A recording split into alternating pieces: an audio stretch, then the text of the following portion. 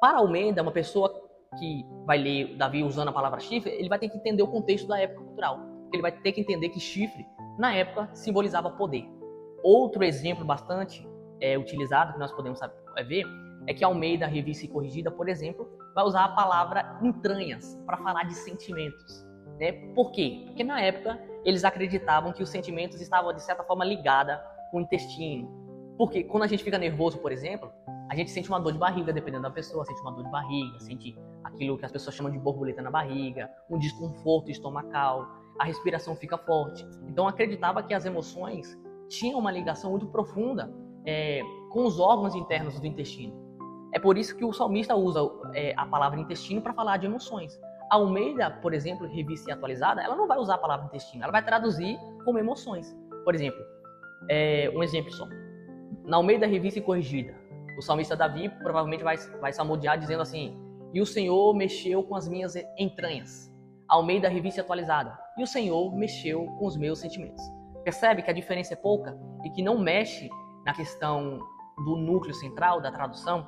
Para a gente ter uma noção, por exemplo, segundo a manuscritologia, e manuscritologia é a ciência que estuda os manuscritos antigos, a Bíblia que nós temos hoje, através dos manuscritos que foram encontrados, tem uma compatibilidade de cerca de mais de 90% com os originais.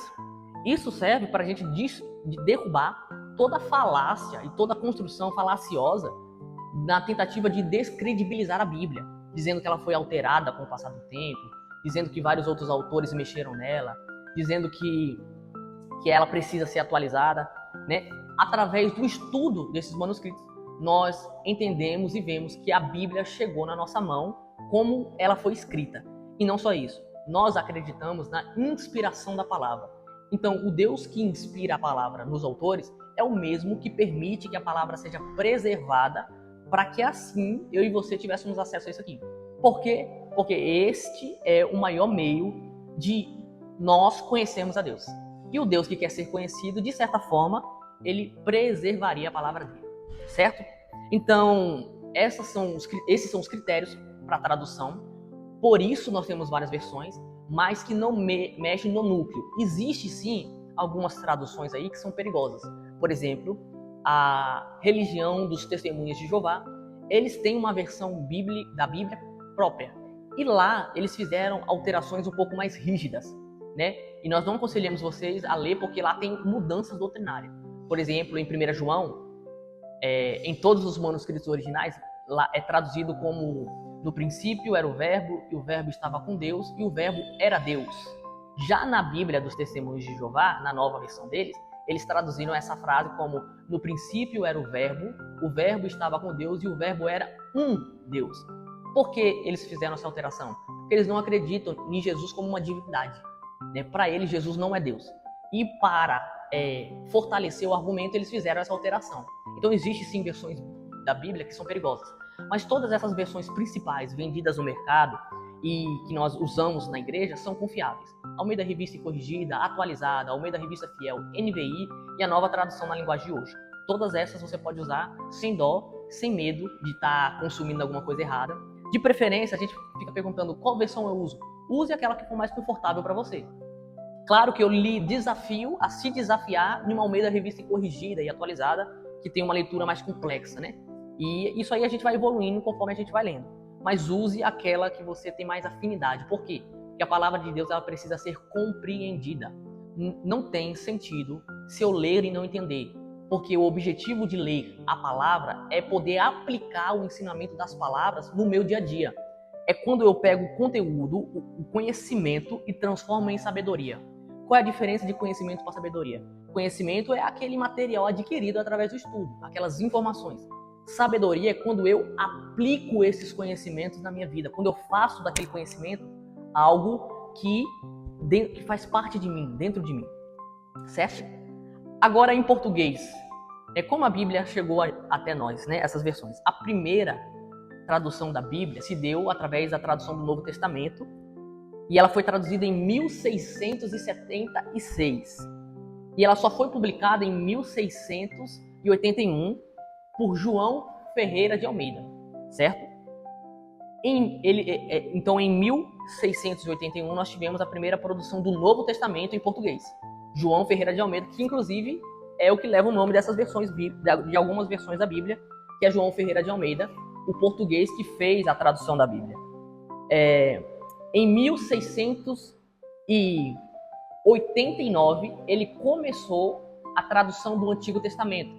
Só que, infelizmente, ele acabou falecendo em 1693 e ele não conseguiu terminar a tradução do Antigo Testamento. Ele finalizou em Ezequiel 48:31. Mas, como Deus é bondoso e misericordioso, o Senhor levantou um pastor holandês chamado Jacobus Acker, da Batávia. Não sei nem onde é a Batávia, um país aí, mas que falava português. E ele vai terminar o trabalho começado por João Ferreira de Almeida, da tradução da Bíblia em português. E em 1753 nós temos toda a Bíblia traduzida para o português. Já no Brasil, nós vamos ter várias versões da Bíblia lançadas. As principais foram lançadas em 1944. Em 1944 nós tivemos a tradução da Almeida Revista e Corrigida, que é a versão que eu uso, por exemplo, e que vocês vê mais sendo utilizadas na igreja, por exemplo, nos telões da igreja, quase sempre usa a Almeida Revista e Corrigida, né? E em 1959 nós temos a Almeida Revista e Atualizada, a ARA, lançada no Brasil, que vai ter uma revisão em 1993. Eu sei que é muitas datas aí, voltam um vídeo e vão anotando as datas aí devagarzinho, coloca aí no xizinho para ir menos acelerado. Inclusive, não assiste essa aula no acelerado, assiste ela no volume normal, né, para vocês poderem absorver todos os conteúdos. E em 1994 nós temos o Almeida Corrigida e Fiel. Para quem tem acesso a Almeida Corrigida e Fiel, ela pode ser ainda mais antiga do que as outras, porque ela leva bem a sério essa tradução palavras por palavras, né? Só que ela é mais nova do que a Almeida Revista e Corrigida. E em 1995, a Almeida Revista e Corrigida vai passar por uma edição. Lembra que edição não é atualização, edição é só correção de palavra, substituição de tu por você, coisas básicas assim. E a NVI, que é uma versão bastante popular entre os adolescentes, você pode identificar uma NVI porque geralmente ela não, quase todas não usa a capa de couro. Sabe aquelas bíblias que tem um leão, que tem uma cruz? Geralmente elas são NVIs, né? Ela foi lançada completa em 2001. Essa é uma edição bem nova, né? Essas são as principais traduções da Bíblia que nós vemos, utilizamos e nos deparamos aí quando nós estamos em culto, reunião de estudos e tal. Mas, volto a confirmar, não há erros de traduções nela. Todas passaram por critérios de estudos bem profundos, o que nos ajuda a entender de que a Bíblia que nós temos na mão é a palavra de Deus, como foi escrita na época dos discípulos e dos apóstolos. E não precisamos ir longe, só você vê a eficácia da palavra. Ela continua sendo poderosa, eficaz, e a igreja continua avançando, certo? Acho que eu já dei para você material suficiente para você responder agora a segunda pergunta, não é? Então vai lá, anota a pergunta, passa para um caderno e com as suas palavras você vai responder esse segundo tópico. Amém? Deus abençoe.